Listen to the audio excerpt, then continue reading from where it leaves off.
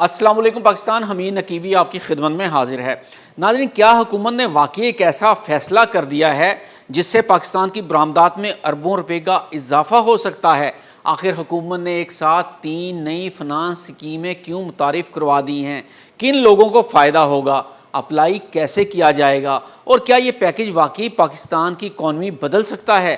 क्या ये स्कीमें वाकई गेम चेंजर साबित हो सकती हैं? क्या छोटे कारोबारी भी इससे फ़ायदा उठा सकेंगे? और क्या एक आम आदमी भी इससे फ़ायदा उठा सकता है? और क्या अब छोटे कारोबारी अफराद भी अरबों रुपए की एक्सपोर्ट मार्केट में कदम रख सकेंगे? क्या इस फैसले से आम पाकिस्तानी की जेब पर भी कोई मुस्बत असर पड़ेगा या नहीं? आज की वीडियो में जानेंगे हर वो हकीकत जो कारोबारी शख्स, सनतकार और नौजवानों के लिए जानना ज़रूरी है, इसलिए वीडियो आखिर तक ज़रूर देखिएगा। दोस्तों, अगर आपका ताल्लुक कारोबार, सनत, मैन्युफैक्चरिंग या बरामदात से है या आप मुस्तकबिल में अपना एक्सपोर्ट बिजनेस शुरू करना चाहते हैं तो हुकूमत का ये नया फैसला आपके लिए बहुत बड़ी खुशखबरी साबित हो सकता है। इक़्तिसादी राबता कमेटी ECC ने बरामदात बढ़ाने और पाकिस्तानी मसनूआत को आलमी मंडियों में मज़ीद मजबूत बनाने के लिए 3 खसूसी एक्सपोर्ट फाइनेंस सब्सिडी स्कीमों की मंजूरी दी है। पहली स्कीम है एक्सपोर्ट फाइनेंस स्कीम। इस स्कीम का मकसद बरामद कुनदगान को कम लागत पर वर्किंग कैपिटल फराहम करना है ताकि वो खाम माल खरीद सकें, पैदावार बढ़ा सकें और बैरून मुल्क आर्डर्स वक्त पर पूरे कर सकें। दूसरी स्कीम है long term export growth financing सहूलत। ये स्कीम इन सनतकारों के लिए है जो अपनी फैक्ट्री को जदीद बनाना, नई मशीनरी ख़रीदना या फिर पैदावारी सलाहियत बढ़ाना चाहते हैं।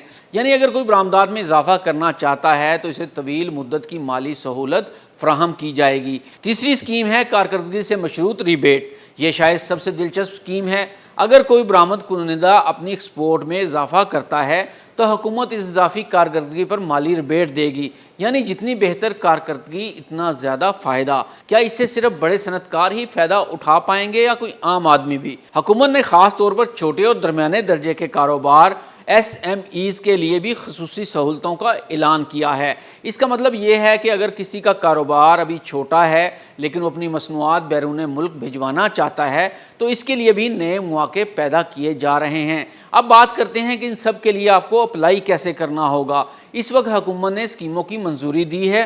तफसीली तरीक़ाकार, अहलियत, दरख्वास्त जमा करवाने का निज़ाम, बैंकों और मुतलका इदारों की फहरिस्त बाद में जारी की जाएगी। इसलिए अगर आप एक्सपोर्टर हैं या बनना चाहते हैं तो सरकारी हिदायत और स्टेट बैंकों मुतलका इदारों के नोटिफिकेशन पर नज़र रखें। हुकूमत ने यह फैसला क्यों किया? क्योंकि पाकिस्तान को इस वक्त बरामदात बढ़ाने, ज़र मुबादला में इजाफा करने, सनअतों को फ़आल करने, नई सरमायाकारी लाने और रोज़गार के नए मौके पैदा करने की ज़रूरत है। इस मकसद के तहत हुकूमत माली सहूलियात देकर बरामदी शोबे को मज़ीद मजबूत करना चाहती है। सिर्फ यही नहीं, ECC ने यह भी फैसला किया है कि इन तमाम स्कीमों की 6 माह बाद कारकर्दगी का जायज़ा लिया जाएगा।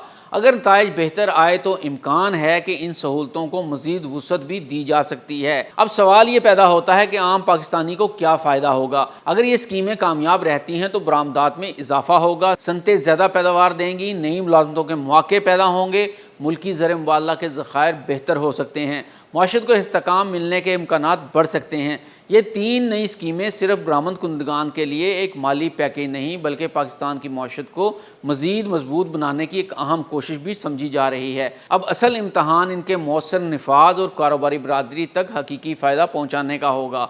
आप क्या समझते हैं? क्या ये स्कीमें वाकई पाकिस्तानी बरामदात में इनकलाब ला सकती हैं या मज़ीद इस्लाहात की ज़रूरत है? अपनी राय कमेंट्स में ज़रूर बताइएगा। और अगर आप कारोबार करते हैं या किसी एक्सपोर्टर को जानते हैं तो ये वीडियो उस तक ज़रूर शेयर कीजिएगा ताकि ज़्यादा से ज़्यादा लोग इस नई सहूलत से आगाह हो सकें। अगली वीडियो तक के लिए हमीद नकीबी को इजाज़त दीजिए। अल्लाह हाफ़िज़।